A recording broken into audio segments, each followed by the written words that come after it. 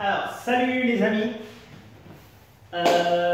Pour suivre la vidéo sur l'entretien des orchidées dendrobium, en langue française, c'est du début jusqu'à la 12e minute environ. مرحبا اللي بده يتابع كيف بيعتنوا بالاوركيديه الدندروبيوم يتابع باللغه العربيه الفيديو من دقيقه 12 تقريبا للاخر. فرجيكم عليها.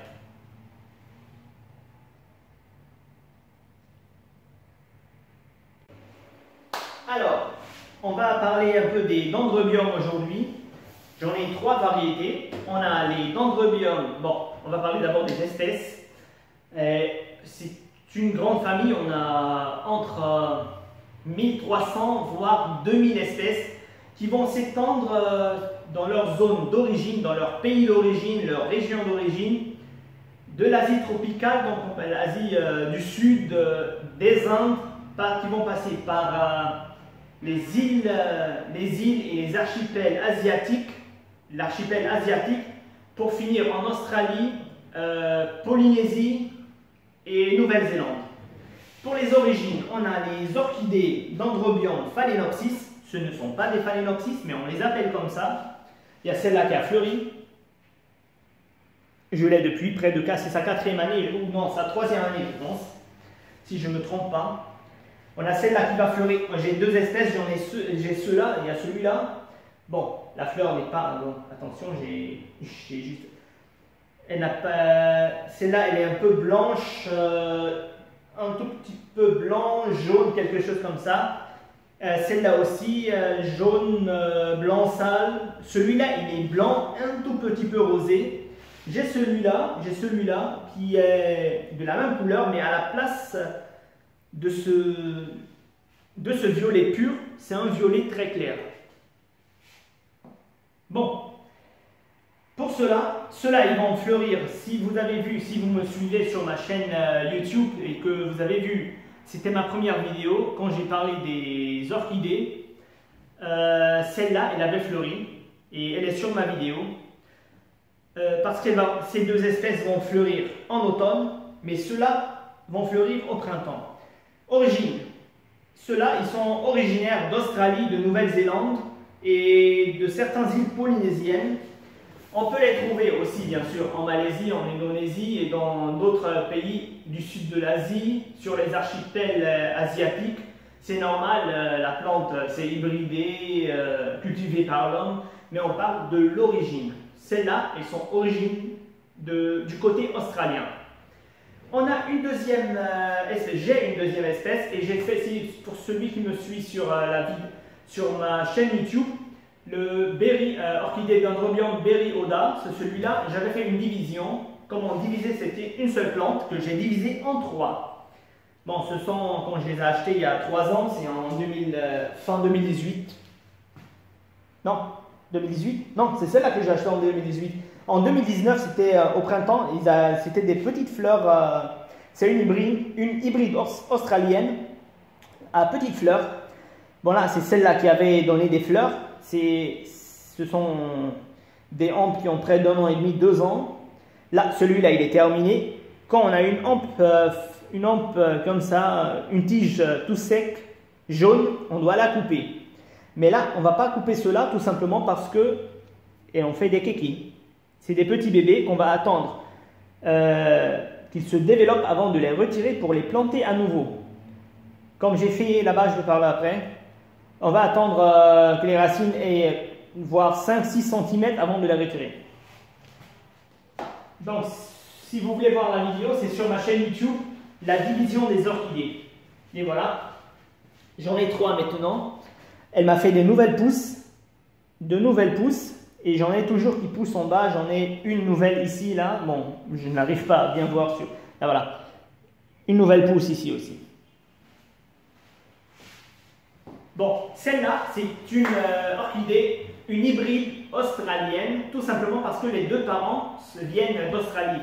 Je n'ai pas le nom en tête, je les ai écrits juste sur le truc. C'est une hybride entre le dendrobium bigiboum, originaire d'Australie, et le dendrobium kinjanum du Queensland en Australie. Donc c'est une australienne. On a aussi La troisième espèce que j'ai, c'est le Dendrobium nobile ou le Dendrobium nobile, appelez-la comme vous voulez. J'ai fait une vidéo sur ma chaîne YouTube, pour celui qui me suit sur ma chaîne YouTube, comment planter un kéki. Ce sont des kékis de Dendrobium que j'ai plantés la semaine passée ici, parce que les racines se sont développées et ils sont arrivés au stade d'être plantés. J'ai un deuxième, bon, c'est un bébé que j'avais planté aussi, c'est un kéki qui s'est développé il y a près d'1 an et demi, et là il me fait de nouvelles pousses à la base, et même des nouveaux kékis. Bon, pour celle-là, c'est un orchidée qui est originaire des Indes et des alentours des Indes. Elle va faire sa fleur, on l'appelle aussi orchidée bambou. C'est un bambou, mais on l'appelle orchidée bambou. Elle va faire ses fleurs, pas comme celle-là sur une tige florale, mais sur la pousse, à l'extrémité des feuilles. Souvent, il y a des extrémités qui n'auront pas de fleurs. Après la floraison, la première floraison, elle peut avoir une deuxième floraison qui vont démarrer sur les extrémités qui n'ont pas encore eu de fleurs. Bon, il y a des variétés qui vont garder leurs feuilles après la floraison. Il y a d'autres qui vont perdre leurs feuilles, mais c'est pas grave. Pour l'arrosage, je ne vais pas parler. On va faire ça par immersion ou pulvérisé ou je ne sais pas. Moi, j'arrose par immersion. J'ai fait déjà une vidéo pour celui qui me suit sur ma chaîne YouTube. Comment arroser pour l'arrosage, c'est la vidéo, si je me rappelle bien du nom, c'est l'arrosage des orchidées. Bon, qu'est-ce qu'on peut dire après la floraison? Bien sûr, après la floraison comme cela, ce que j'ai eu en automne. Après la floraison, on va tout simplement couper la tige florale parce que c'est pas comme les Phalaenopsis. Elles n'auront pas une deuxième floraison sur la même tige florale ou une troisième floraison. Mais elle peut avoir, je ne dis pas qu'elle aura, mais elle peut avoir une nouvelle pousse sur la même tige par les extrémités des feuilles du bas, une nouvelle tige florale. Ça peut arriver, mais ce n'est pas toujours. Là, on a j'ai des tiges qui datent de 2 ans maintenant. Bon, alors, ils ont toujours leurs feuilles.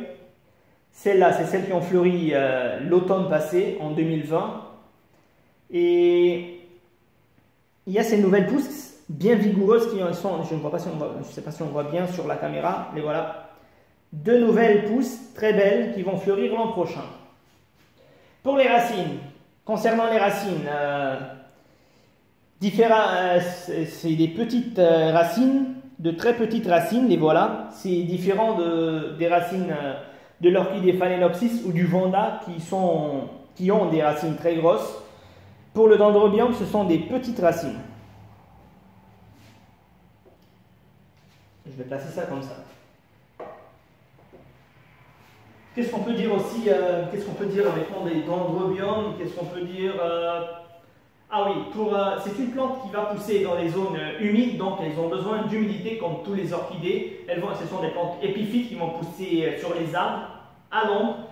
Il ne faut pas les exposer au soleil. Elle peut supporter un tout petit peu de soleil le matin, ça lui fera du bien de toute façon, mais pas celui de l'après-midi, c'est trop chaud, vous risquez de brûler leurs feuilles. Pour l'humidité, moi j'en ai plein d'orchidées, donc je ne peux pas faire cette méthode. Moi je pulvérise chaque jour sur les feuilles et sur les fleurs pour ne pas avoir un manque d'humidité et un avortement des fleurs.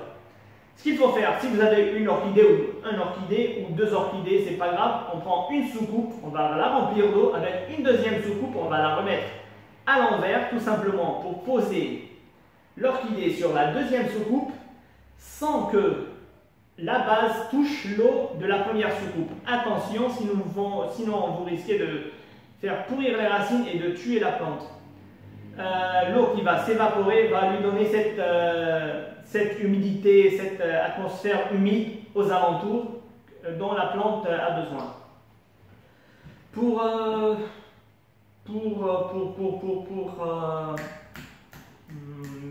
J'ai oublié le mot. Pour la température, voilà. Bon, moi je suis à Beyrouth, on est à Beyrouth. Moi mes orchidées sont toute l'année à l'extérieur, sur mon balcon. Donc de janvier jusqu'en décembre, je ne les fais pas entrer en hiver parce que à Beyrouth, les températures en hiver, ça varie entre 12 degrés, 15 degrés, 20 degrés, quelque chose comme ça. Mais si vous êtes dans des régions où la température descend à moins de 10 degrés, à 10 degrés, 8 degrés, c'est pas bon. Ce sont des plantes tropicales, elles ne vont pas supporter le froid. Alors on va les faire entrer à l'intérieur, bien sûr près d'une fenêtre, parce que c'est une plante qui adore la lumière si vous voulez qu'elle fleurisse. Si vous la mettez dans une pièce où il n'y a pas assez de lumière, elle ne va pas fleurir. Et de toute façon, la plante va souffrir. Bon, je pense que c'était tout sur les orchidées Dendrobium. C'est comme tous les orchidées, hein, c'est comme tous les orchidées, c'est de la même manière. Pour l'engrais, on va faire ça au printemps et en été, une fois chaque 3 semaines, une fois par mois, c'est suffisant de l'engrais spécial orchidée qu'on va mettre dans l'eau d'arrosage. Là, je pense que c'est tout sur les Dendrobium, hein. Moi, je n'ai plus rien à dire. Et alors, j'ai 3 vandas. J'ai une qui a fleuri cette année. Elle est en train de me faire ça en floral. Et ça, c'est très rare, surtout à Beyrouth. Donc, elle se plaît chez moi. C'est pour ça que je vais faire une vidéo sur spécial vanda. Si vous voulez la voir, suivez-moi sur ma chaîne YouTube. Ou alors, n'hésitez pas de vous abonner si vous voulez voir mes vidéos et autres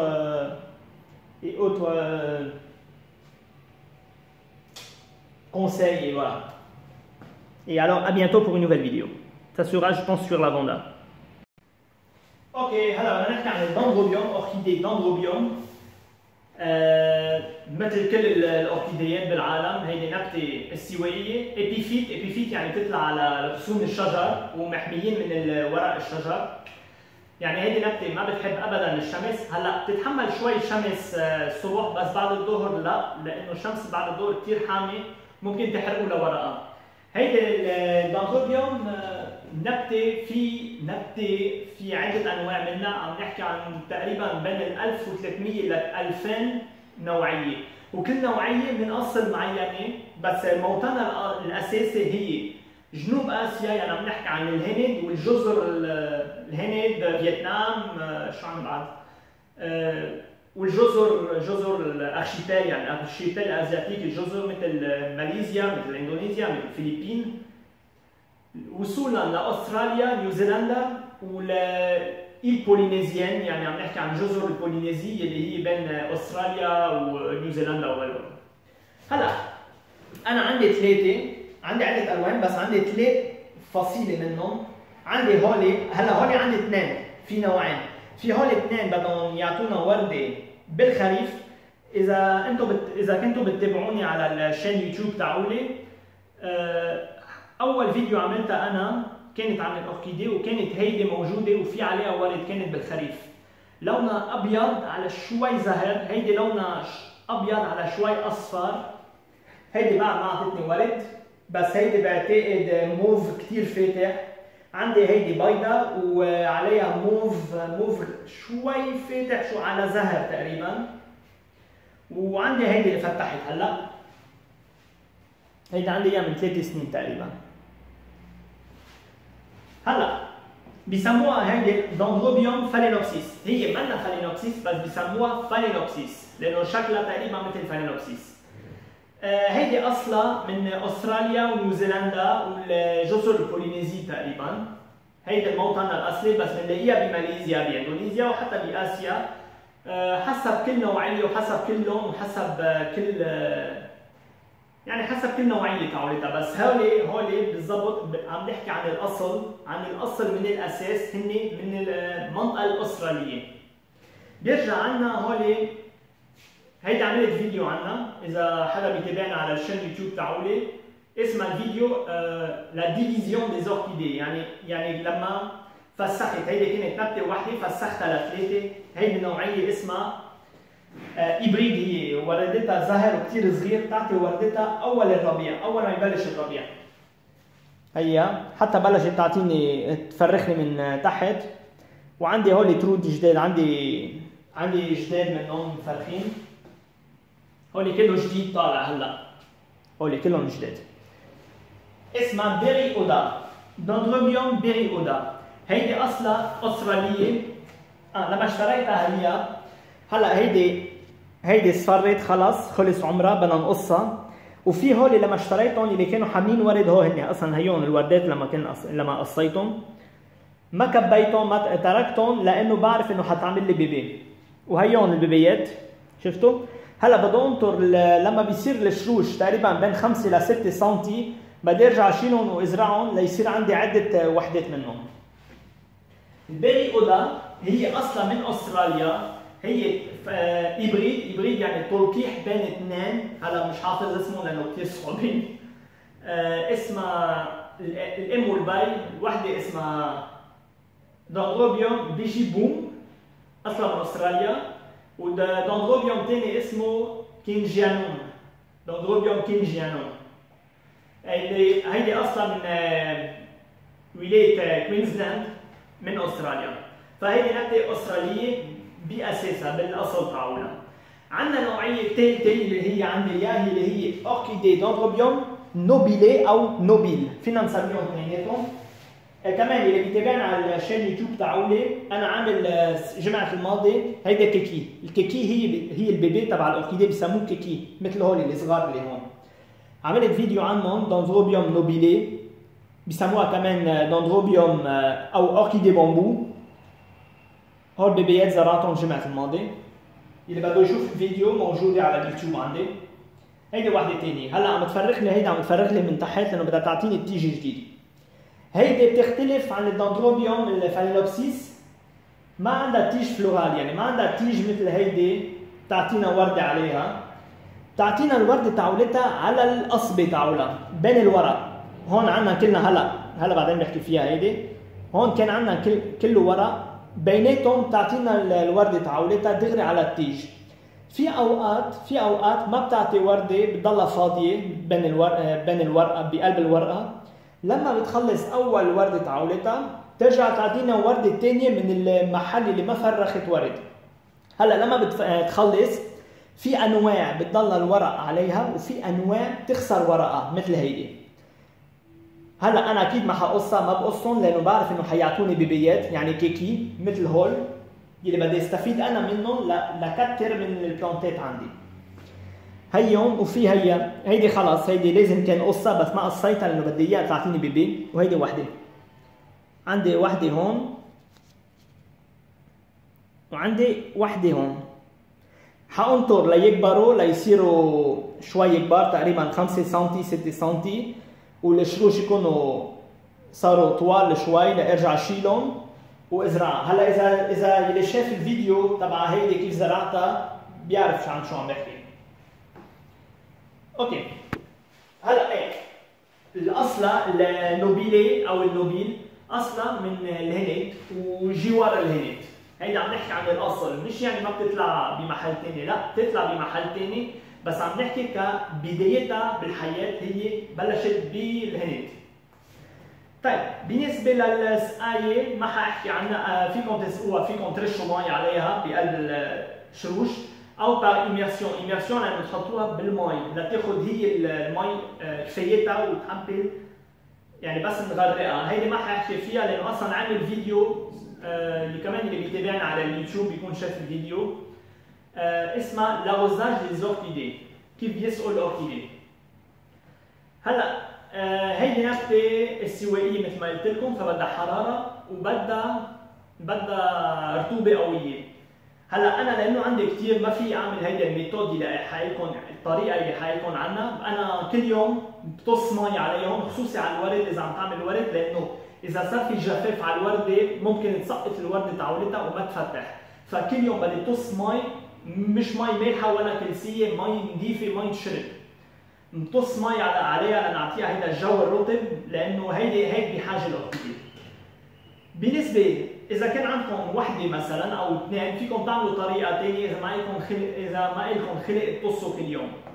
بتجيبوا صينيه بتعبوها مي وبتجيبوا صينيه ثانيه اعلى من هيديك بتحطوها بالعكس وبتجوا بتقعدوا الاوركيديه عليها بدون ما الاوركيديه تدق بالميات، لانه اذا دقت بالميات حيصير في عفن، حيصير في كثير مي، الشروش حيعفنوا والاوركيديه تاعتكم حتموت. فبتعلوها وبتحطوا الاوركيديه فوق، مع تبخر المي حيصير في هيدا الجو الرطب حول النبته اللي هي بحاجه لها. بالنسبه للحراره هيدي مثل كل الاوركيديه بتطلع بمناطق الاستوائيه، يعني مناطق ما في برد. هلا انا ببيروت عايش، فهول كل السنه من شهر اول لشهر 12 موجودين برا، انا ما بفوتهم ابدا، لانه ببيروت بالشتاء الحراره بتلعب بين 12 15، اوقات بعز الشتاء بيمرق ايام شوب ممكن الحراره تطلع لل 20. فانا ما بفوتهم ابدا، بتركهم دائما برا. طبعا ما عندي شمس، انا البلكون تاعولي فاي كرمال هيك ناشفين. اذا كنتوا بمنطقه الحراره بتنزل تحت ال10 ما تتركوها برا، فوتوها لجوا على شغله تكون حد شباك منشان تستفيد اكثر شيء من الضوء، لانه هيدي لتعطينا ورده بدها ضوء قويه، ما بدها شمس بس بدها ضوء كثير قوي عليها ورطوبه. وهي ماشي حالها، وهي عندي اياها من 3 سنين اصلا. بس تشوفوا البو دليل بلش ينكسر اصلا البو. فهيك هلا اذا بنشوف هون، هلا مثلا هيدي اشتريت صار لها زمان. هيدي اكثر شيء اول وحده جبتها اصلا، هي صار لها شيء 6-7 سنين عندي. كل مره بقص وبشيل الوسخ وكل شيء ميت وكل شيء يبس. هيدي التيج تبع من سنه ونص، سنتين تقريبا، مبينه اصلا بلشت تتنشف، بلشت كثير ناشفه. بس الغريب انه ما خسرت ورقها، مش مشكله. عنا هيدي اللي عطت لي الورده بالخريف ل 2020. هيهم هيدي النبته لما بتخلص الورده تاعولتها التيج فلورال، لما بتخلص ما بنتركها، بنقصها، لانه هيدي منا مثل الفالينوبسيس، ما بتعطينا مره ثانيه او مره ثالثه على نفس التيج. بس ممكن، ما عم بقول لكم حترجع تعطيكم، بس عم بقول ممكن ترجع تفرغ تيج ثاني، ورده ثانيه بين الوراق التحتانيه، ممكن ترجع تعطيكم ورده ثانيه. بس عم بقول مش اكيد، ممكن، لانه في حالات صارت هيك. هلا عندي هولي تبع السنه الماضيه، وعندي هولي اللي بدهم يفرخوا يعطوني ورده بالخريف هيدا الجاي، بالخريف 2021، يلي هن هولي الجداد اللي مفرخين. هو بدهم يعطونا الورده تاعولتها على اخر السنه. هلا اذا بنشوف الشروش تبع الدندروبيوم كثير رقاق، منهم كبار، منهم سماك مثل الفوندا، ومنهم سماك مثل الفالينوبسيس. هيهم الشرش تاعوله صغير، الغسيم تاعوله كثير صغير. اوكي هلا بعتقد هذا كان كل شيء عن الدندروبيوم. بدها نفس العنايه مثل كل الاوركيديات، بس انا لانه عندي عده انواع، فحكي انا عامل فيديو عن الاوركيديه ان جنرال. بس حابب اعطي، لانه كل اوركيديه بتختلف عن الثاني. مثلا هلا اذا اللي بيتابعني على الشان يوتيوب تاعولي، على الشانل تاعولي، حيشوف فيديو عن الفوندا بعد ما نزلتها، بدي اعملها، لانه عندي 3 فوندا وفي وحده اعطتني ورد. الفوندا من اصعب اوركيديه. الفوندا لتعطينا ورد بدها شمس عليها. انا حطيتها دغري على البلكون برا منشان تستفيد شوي من الشمس، لانه عندي شوي شمس برا الصبح. بدها رطوبه كثير قويه، وبدها ضوء كثير قوي، حتى بدها شمس لتعطينا ورده. باقي السنتين ما اعطتني ورده، وهلا هيدي ثالث سنه، وهلا عملت لي الورده تاعولتها. فالنبته مبسوطه عندي. هلا في 2 ما عطوا ورد، ممكن يعطوني سنه الجاي، ممكن لا، ما بعرف. بس الفوندا كثير صعبه، فحاعمل فيديو خصوصي للفوندا. حتشوفوا اللي عندي على الشانل حيشوفوها. واذا انتم حابين تشوفوها اعملوا لي ابوني او سبسكرايب على الشان تاعولي، بتشوفوا الفيديوهات والنصايح اللي انا بعطيها. وبنشوفكم بفيديو جديد، بعتقد حيكون عن الفوندا.